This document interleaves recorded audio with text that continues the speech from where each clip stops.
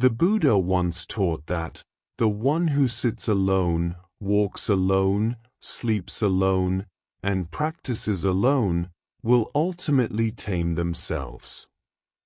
At first glance, this may sound harsh or even frightening.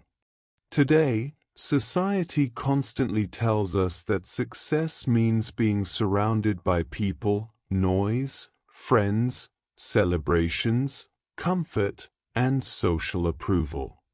We are conditioned to believe that a full life is a socially crowded life. Yet the greatest spiritual traditions, from Buddhism to yoga to ancient monastic systems, have always praised solitude. Why?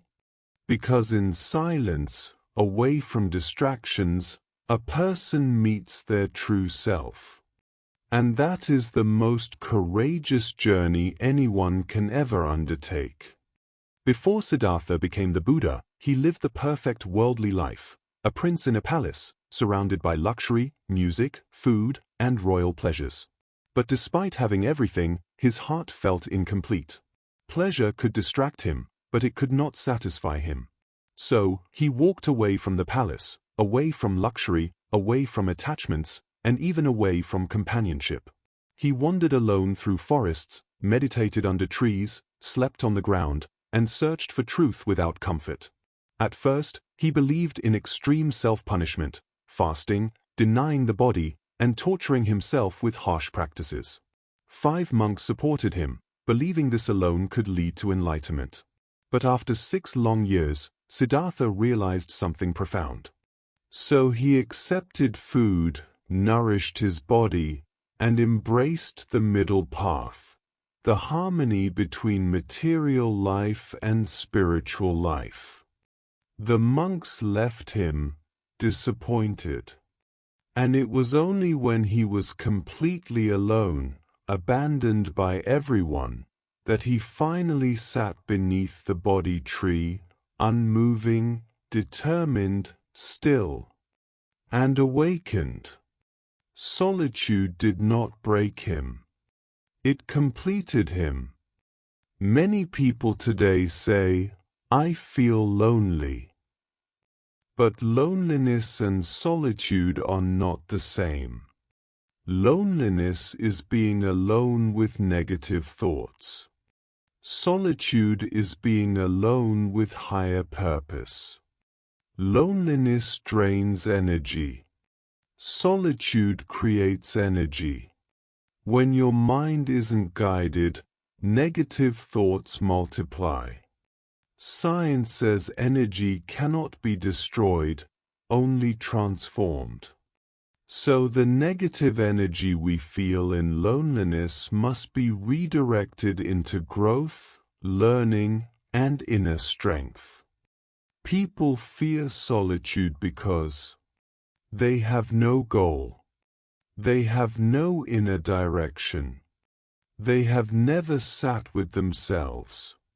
They depend on the world to distract them from their inner emptiness. When there is no purpose, silence becomes frightening. But when there is purpose, silence becomes sacred. To transform loneliness into inner strength. Have a clear purpose or goal, material or spiritual. Ask yourself daily, who am I trying to become? What qualities must I develop? What weaknesses must I remove? Spend at least 15 minutes daily in silence. No phone, no distractions. Observe your thoughts like clouds. Do not fight them. Build inner qualities, patience, awareness, discipline, compassion. This time you give yourself is not isolation, it is self-respect. The Buddha did not run from the world, he simply learned to meet himself first. In life, people come and go. Friends change, family drifts, circumstances evolve.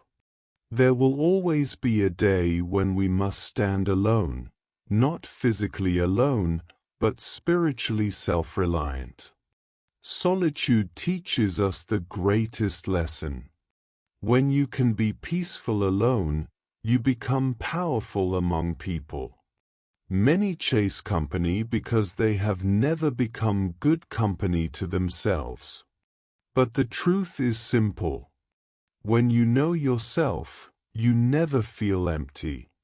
When you understand your mind, silence becomes your friend.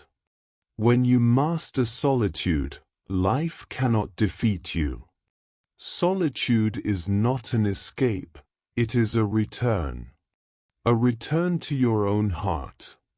A return to your truth. A return to your inner Buddha. Practice solitude daily. Even 15 minutes can reshape your life. Don't fear silence, welcome it. It is the doorway where confusion ends and wisdom begins. Enjoy being with yourself. Learn from your mind. Walk your inner path. For in the quiet moments of life, the soul remembers who it truly is. Namo Buddhaya.